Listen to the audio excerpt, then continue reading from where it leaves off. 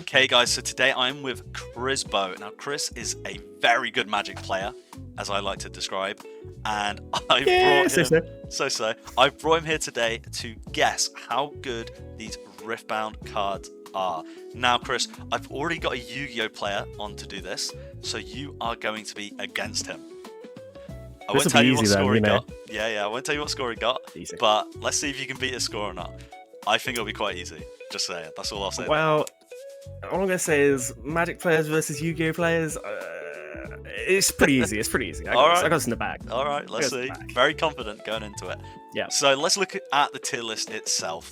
Right. Mm-hmm. We've got 4 tiers. We've got multi-deck meta. So cards will go in this tier if they're used in the starting deck of lots of different decks in the meta. Okay. So if it gets used a lot, basically, right? Single deck meta or sideboard. Cards will go in here if there's like one deck in the meta that does well and this card features in that deck, or maybe other good decks in the meta will feature it in the sideboard only. Okay? Sure. Rarely used or sideboard is cards will go in here if they're not really using any kind of deck. Maybe you'll see them pop up every now and then, or they are just purely sideboarded and that's it. Your tech cards. Yeah. And then finally, never used. Self-explanatory. If the card's never used, it's going in never used. Okay. Bonzo, get it out. Yeah. So the way the scoring works, if you get a card in the top half, multi-deck meta or single deck meta or sideboard, and I put the card in that top half as well, you'll get 1 point. If you get it in the exact tier that I put it, you will get 3 points instead. I like it. If you get it in the wrong half, you get 0 points, and that's it. Yep. You won't get minus points for completely wrong tier. I was going to say, I mean, I feel like it's pretty hard to get exactly. the complete opposite, right? Yeah. So I've done this tier list myself. I've already filled it out, so there's no like cheating or anything involved. I've done it based off what I think is meta, decks I've seen in the meta, decks we've seen perform in the meta as well, in tournaments and stuff like that. So there is some logic back in these decisions. So we'll start off then with big old Albus Ferris. Chris, what do you think about this card? So it is a 4-cost card with 3 might, and then when you play him, spend any number of buffs. For each buff spent, channel 1 rune exhausted. So I know that there is obviously buff cards within like set I've seen, which is the orange color, I think. I don't know how much they care about the rune exhausted. It also then depends on how many buffs are you going to have by the time you get to 4? Because I feel like if it's something you play later on, then do you really care about the runes exhausted? I'm going to put Albus Ferris in rarely used. Okay. Because I don't see it being multi-deck meta. I don't see it being strong enough to play in specifically a buff deck. But I could... am I talking myself out of it now? I'm going to go never used. Okay. I think this card is garbage. Yeah, okay. I think I like you're the throwing away the buffs. The exhausted runes, they don't matter. Like, at that stage, you're going to get, like, 1 rune for a 3 might forecast? It just doesn't seem that good. Okay. Never used. Okay. Never used. If you do change your mind later on, we can always come back to cards and move them however you choose. So, following that, we are looking at Blitzcrank. I know there's the card Charm, which is like a 1-cost card that would move a unit anywhere, right? Yeah. So you're tagging on for 4 additional costs and recycling 1, a 5/5 body that if it holds, you return it to hand. So I guess it's replayable. It seems like a good value engine for green in the fact that you're consistently making these trades that will reduce their cards, but you're not really losing cards, but you are kind of paying 5 to not press the board more. Exactly, yeah. I guess you're getting a point for the hold, right? So then it's like, how well does that work after the first time you play Blitzcrank? Because if you once you go back to your hand, you have that information. I'm going to say rarely used or sideboard. Okay. You thinking it's more of like a tech card for situational matchups? I think in green it's like a one-of maybe. Maybe some sideboard action on something that's got secondary green. it seems good, right? Like, because it's tank as well. So you're like, You're protecting anything else that's there, basically, right? exactly, yeah. And you're building at one side of the board. Damn,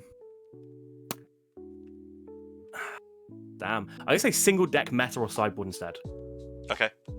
I don't know how meta green really is, but I could see it being good in a green deck. Moving on, we've got the Clanker himself, Adaptatron. The Clanker. When I conquer, you may kill a gear. If you do, buff me. So, my understanding is there is some pretty strong gears that can win games. There are indeed. Yeah, I could imagine it being that way. And from my understanding, there's not loads of gear removal. This is probably one of the, if not the only way of green doing it, if I had to guess. Quite strict restrictions in order for it to do what it's meant to do. And if you play it down and somebody has a gear, they're gonna do everything they can to stop that thing, right? They're gonna put removal on it. It's only 3 might as well. So even if you move it to conquer and they have anything in that space, which I guess on turn, if it's 4, this would be good at killing early gear. I think bad at killing late gear. Okay. So I would say rarely used or sideboard. Okay. I can see it as a tech card, right? In certain matchups, certain stuff needs to get removed. Yeah, because you're not the 4/3. You're not getting too much of a good body out of it, right? It's quite an expensive 3 might unit, but that ability itself does sound pretty enticing. Following that, we've got Dead Bloom Predator. A big lad. Big lad indeed. 8 cost. It has Deflect, which is like warded magic. So you have to recycle 1, and anytime you target it with anything, play me to an occupied enemy battlefield. So it's big tempo swing, I guess. It's quite heavy, so you're playing on like turn 4. If you're on curve with this, you're probably winning the battlefield. Okay. I think that this would be either multi-deck meta or single-deck meta or sideboard. Somewhere near the top for sure. Okay, so we're going top half right now. Yeah, I'll say multi-deck meta. I think any top-end deck that is using orange will want this card. Because you're immediately getting tempo back on the board and you're leaving a body there to fight as well. The deflect cost, especially if you have to use multiple spells to get rid of it, makes it really pricey to get rid of. You're probably going even on that recycle rune cost with somebody else if they're trying to remove it. Following that, we have got Fading Memories. Give a unit a battlefield or a gear temporary. Kill it at the start of its controller's beginning phase before scoring. So it is a spell that you just have to cast on your turn, right? There's no action, reaction, or anything there. It essentially reads 4 mana killer thing, but just not this turn. Yeah. It seems pretty good. It basically reads kill anything next turn. Yeah, but also something important to note out. So the beginning of your opponent's beginning phase. So if you played it on your turn, they would be before scoring, be before they could use it for anything. So you're essentially killing it this turn that you're playing it, but you can't. If it's at a battlefield, if it's a unit at a battlefield, you can't. Yeah, you still would. That's the only time it's like not just removal, right? It's if it's alive on a battlefield. Okay, I think this is probably really good. This feels, whilst it's quite expensive, I mean, 4 cost, just kill anything, seems good. If it's a expensive gear or an expensive creature, like the 8/8, what is it called? The Dead Bloom Predator, Dead Bloom. Yeah, the Dead Bloom. I mean, you're not mad at that. It's kind of 1-for-1ing. You're getting your worth there, right? You're getting double your worth, technically. I mean, and the fact that it's gear as well. I'm going to say single deck meta or sideboard. Okay. But I might review that back up to multi. Back to multi. I think it's probably pretty premium removal. But if it's just creatures you're worried about, I feel like there's probably maybe better options. I think it's just the or gear that kind of kicks it over there. Yeah. Got a lot of variety involved in the card, for sure. Yeah, I think it's just premium removal. Okay. Maybe you consider it multi-deck. Multi-deck. Put it in multi-deck. I've talked myself into it. I would run this card every day of the week. Yeah. I like the idea. Yeah. there's similar cards in Magic, right? It's like there's a 2-cost red card that can kill an artifact and deal 3. You choose one or the other, and like that card's insane. That card's always good, multi-format. Yeah. Okay. We'll go with that. We'll go All there. right, we'll put it I'd there. run through that card. Yeah, makes sense. Following that, we've got Blind Fury. 4-cost, recycle 2. Action, put on your turn in your showdowns. Each opponent reveals a top card of their main deck. Choose one and play it, ignoring its cost, then recycle the rest. So you're kind of it's recycling runes. It kind of feels like you're basically paying 1, but it's also in the future as well, so it's a little bit more than that. 6 cost to get the top card of their main deck. Reveal each opponent. Okay, so in 1v1, this feels bad. I think in like 4v4, the multiplayer format, this feels really good. Yeah. Because you're getting one of each.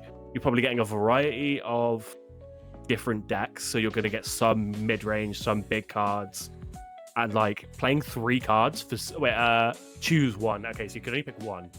I will say as well, to help your decision, this meta tier list is based off of 1v1s only. If it's 1v1s, this is never used, surely. Okay. I cannot see. I'm happy with that. Okay. I cannot see this card being used. You're basically paying 6 mana to get a random card. Yeah. Even if you're against a big deck, you might not see a big card on top. It might just be like it could be a 2-cost gear or something. Exactly. Yeah. Moving on from Blind Fury, we go to Jeweled Colossus. Right. It's a 5-cost, 5 might, and it is in blue. Vision, when you play me, look at the top card of your main deck, you may recycle it. So, Scry/Surveil from Magic, pretty good terms most of the time. Shield is +1 might when I'm a defender.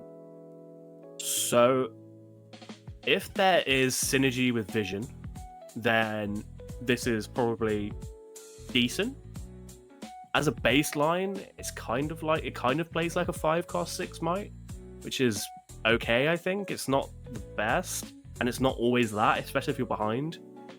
I think this is probably more on the bad side than on the good side. So we're thinking bottom half? I would say, yeah. It doesn't feel like... I would say maybe rarely used on sideboard, but I think even that's being generous. Okay. I personally would probably never use this card. It just depends how good Vision is, right? So I know there's a Nocturne card, right, where you can, if you discover, you show it from Vision, you can play it. But you're only getting 1, so your odds aren't great. Exactly. I'm going to say it's never used. Okay. It's going down I think it's never used. Following that, we have got Kedrigan the Infernal. I probably butchered his name completely. But yeah. That's it. No idea who this guy is, but yeah, he's some dragon, I guess. When you play me, draw 1 for each of your mighty units, which is anything with 5+. So, on its own, it reads as a 9-drop that replaces itself in your hand. Yeah, it does. It does draw from itself when you play. Yeah. 5 power on turn 9. I mean, 5 drops have 5 power, so you're potentially looking at 2 on the board already. You play this down, then afterwards you're drawing 3 cards. Seems really sick. Cards are really good in card games, it turns out. It is. That's true. Yeah. Checks out. What would I be okay with it just playing it on its own, jamming it as a top deck? Probably. I guess if you're ramping into it as well, it's not like you're playing this on turn 4 or 5. Exactly. Yeah. It's like you're playing it on turn 3, maybe at best. I think this is probably decent, but I don't think it's probably the best big creature because it doesn't do anything the turn you play it. So I would say maybe single deck meta or sideboard. Okay. Yeah. Yeah. Okay. All right. So next we've got Kog'Maw. Yes. Good old Kog'Maw. 3 cost, recycle 1 power. Death Knell, which is when it dies effect. Yeah. Deal 4 to all units at my battlefield. So it's kind of like a little board clear. It's both sided, so it can be a negative for yourself, but generally, as with all card games, both side effects aren't both side effects. You kind of play in a certain way where it isn't. to my knowledge, there's not loads of sweepers in the game where you can just wipe a whole battlefield. But you are also just playing a 1 might creature for what is essentially 4 cost if you're counting the recycle. Is that good enough? It also doesn't do it the turn you play it, right? And somebody could use any damage. Yeah. If you could ready it on the turn you play it, then you could use it the turn you play it, but he does come in exhausted, yeah. Yeah. Telling someone you're going to wipe a board doesn't feel very good. Unless you're doing it for like aura. Aura farming, yeah. Yeah. Or even just the threat of it being in your base as well. Yeah. Potentially. I suppose so, yeah. I didn't really think about it like that. I would say this is probably rarely used or sideboard. Okay. I could see maybe like one of it in certain decks where maybe removal is a bit harder to come by. Or I don't think there's, from my understanding, there's not loads of Death Knell synergy. I think there are other cards that do it, but I don't think there's a big archetype for it. Yeah, there's not too many right now. Yeah. Yeah, feels like a future cook. Yeah. For sure. I'm happy with it there. Rarely use a sideboard. Okay. Putting it rarely use a sideboard. Following Cogmore, going the complete opposite. We're going to Leona. What are we thinking about her? It is good at taking a battlefield, and it's good at holding a battlefield.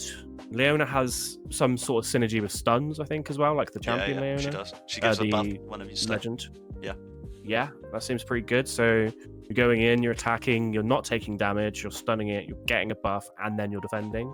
So you're looking at like a 6 power on defense, which is pretty good rate. Yeah.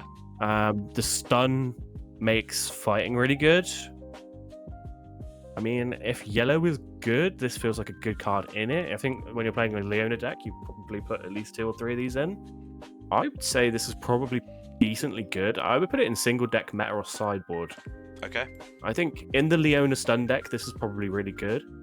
In any of the other yellows, I don't know how much it matters. I guess, no, because the buff stuff is only on Leona. Yeah, I'm pretty happy with that. I think that probably makes sense. It's good for combat going in, like holding it. Following that, we've got Mage Seeker Warden. So it's kind of a lockdown on tempo. It makes them take at least a turn to get everything over to where you want to do. So green's quite a reactive color from what I remember. Yeah. A lot of combat spells tricks, and combat tricks. Yeah. So I guess, do you want to play a 6 cost card that is underrate to slow down somebody? In an aggressive meta, that feels like it would be good. The not being able to ready with the accelerate and stuff like that seems good against certain matchups. And you have a turn to set up always before they can then try and retake. So if you're ahead, this card is great. But if you're behind, this card is bad. I think this is rarely used or sideboard just based on if there's some sort of deck that wants to accelerate loads. Because it's kind of a win more card, it feels like this sucks to draw if you're behind. Yeah. And it's really expensive. That makes sense. But I could see it being good, but like you'd have to be kind of in the right scenario for it. And if it isn't that, then it's a dead card. It's not a dead card, right? It's 5 power, but you can do better. There are better cards, yeah, for sure. Yeah. Okay. So rarely use a sideboard. Happy with that? Happy with that. Very good. Okay. Dr. Mundo. Oh, push. I know this guy. 8 cost is 6 might, and you have to recycle 2 blue. My might is increased by the number of cards in your trash at the start of your beginning phase. Recycle 3 from your trash. So he's slowly reducing his total might over time. Sure, down to 6, which is still reasonable. It's not the worst card in the world. And you can always add more cards to your trash as well. Yeah, that's true. So seems not too bad. I would say this seems like the kind of card that I would like in a aggressive deck on the top end. I feel like this card kind of just finishes the game most cases when you're kind of super late game. Again, maybe it's too much of a win more card, but the fact that you can keep pumping it up by adding stuff to the trash seems good. So I would say single deck, meta, or sideboard. Okay.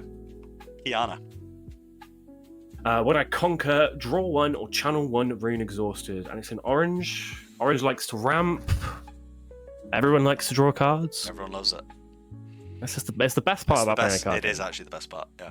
It's just the best part. 100%. I have all these cards in my hand. Ha ha ha. There's sometimes some buffing in orange. That would make it mighty as well. True. So that would be fairly good. Your ramping, your drawing seems pretty good. I think maybe you'd run a couple of these in each deck. I would say maybe multi-deck meta. I think I'd run a few of these. I'd put it in multi-deck meta. All right. Set. Yellow set, to be precise. Yellow set. He is the boss. He's the kingpin. Okay, this is a banger straight away because it's a 4-cost 5 per might. That's just OP. That's pretty good. Yeah. I've played Hearthstone. It's supposed to be 1-to-1, so it's usually when they have this extra might, there's some sort of downside, and it has tank, and it gets 1 for each buffed friendly unit. So it just seems good. How many of these would I run? So for it to be, I mean, on its own, it's not bad. You're protecting your other smaller things that you played if you play it on curve. It gets better with buffs. I mean, it scales out the ass. I think this is a good card. I would put it. It depends how available buffs are, right? Like if they're really easy, it's really easy to get buffs out. Like I think there's 2-drops that can give buffs and stuff like that as well, right? Right, yeah. Like yeah. So you'd pretty much if you build your deck well, you'd be coming in with this maybe at 6 power, scaling up even more. I'd say multi-deck. I think. Okay. I think it's probably pretty good. If buff decks are good, this deck is good. This card is good, so. Yeah. All right. Following that, we've got Spoils of War. Spoils of War. Okay, so it's a 4-cost recycle 1 spell that you can play at reaction time. If an enemy unit's died this turn, this costs 2 less. Draw 2. So you're not playing this unless something's died, I think. It just feels awful if you do it for 4. Like 4-cost, draw 2. I mean, that's not the worst, right? Like, if I have to play it, okay, so it'd have to be kind of in a combat or something along there. Maybe you save up mana, kill something, and then play this afterwards for reduced. Because you're probably not playing it on your turn if you can help it. I mean, drawing 2 is just good, right? Like, True. Agreed. Single deck, meta, or sideboard. Okay. Because drawing cards is OP. Drawing 2 for 2 is good rate. Yeah, it is. From what I understand. Yeah. Like, yeah. Okay. Yeah, I think I'd play 1 or 2 of these. All Maybe right. chuck one in the sideboard as well. Okay. Yeah. Next, we have Tide Turner. Tide Turner.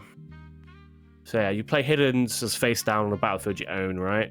And then the idea is when somebody comes in to attack you, you flip it, you swap it with another friendly unit. Flip it and ship it. That's right. Yeah. I think this is probably decent in the Teemo deck, right? Because it cares about hidden. It's also a unit as well. Like a lot of the hiddens are kind of like spells and things like that. So it being a unit can be quite good. Doesn't make a difference on the combat. I mean, it does because you're swapping in another unit, but itself doesn't. But I guess if you've got something big, either on a different battlefield or in your base, then this is really good, right? Like you're kind of combat tricking it in.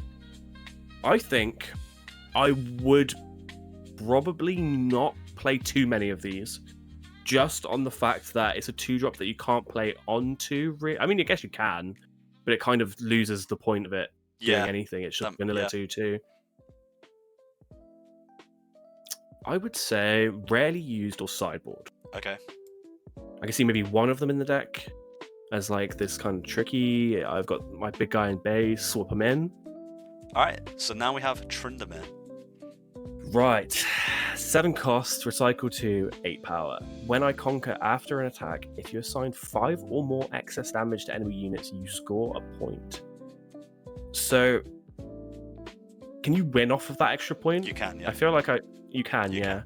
because that can be kind of a hard point to break through in some matchups, right? Like 100%. a lot of the aggressive decks against the heavy decks, you're kind of building up points, and then that last point is the hard point to get over.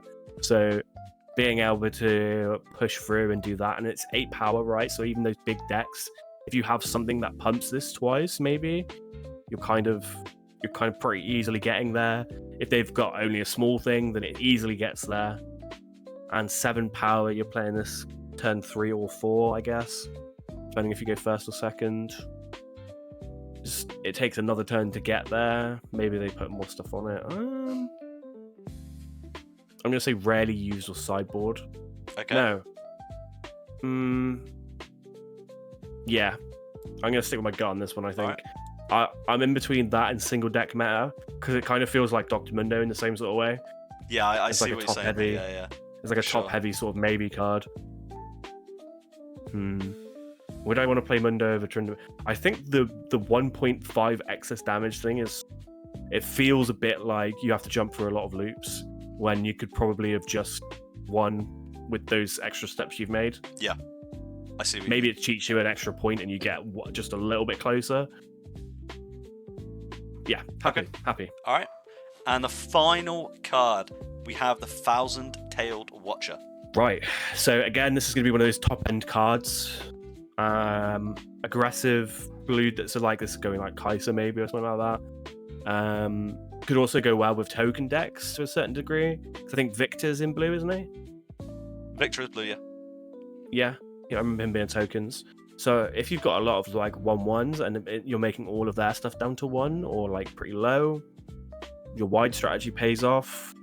You can also accelerate it. So even on its own, you don't really necessarily need another card to make this win you a battlefield. It can win a battlefield on its own. It sits as a 7/7. I could see this being definitely good in Kaiser. I could see it being pretty good in Victor, maybe as a couple. I would put this as a multi-deck meta. Multi-deck meta. Okay. So we are now done with all the cards. I'm noticing quite a nice spread here, actually.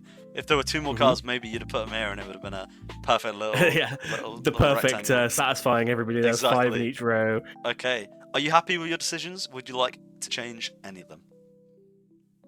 The never used, I'm super confident on. Those cards suck. Okay. I think that looks good. All right. We're locking it in. We're locking it in. The doors are closed. All right. I'm going to go away now. I'm going to add up Chris's points compared to my tier list. And let's see how Chris has done. Okay, Chris. So I have added up the scores. Yeah. And I will tell you now, General got 19 out of 54.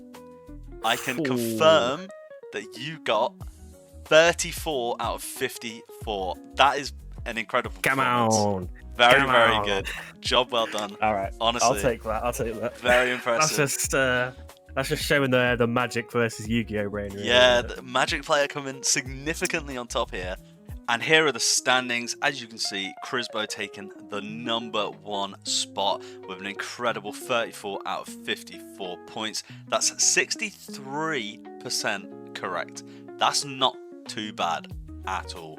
Obviously, General kind of letting the Yu-Gi-Oh side down over there with 19 out of 54 points. That's 35% of the questions correct. If you guys want to watch his video and see how he actually did in that video, I will have it on the end screen here. But guys, thank you for watching. I hope you enjoyed it. Let me know what TCG you want to see next time, and I will see you guys in the next video. Thank you for watching.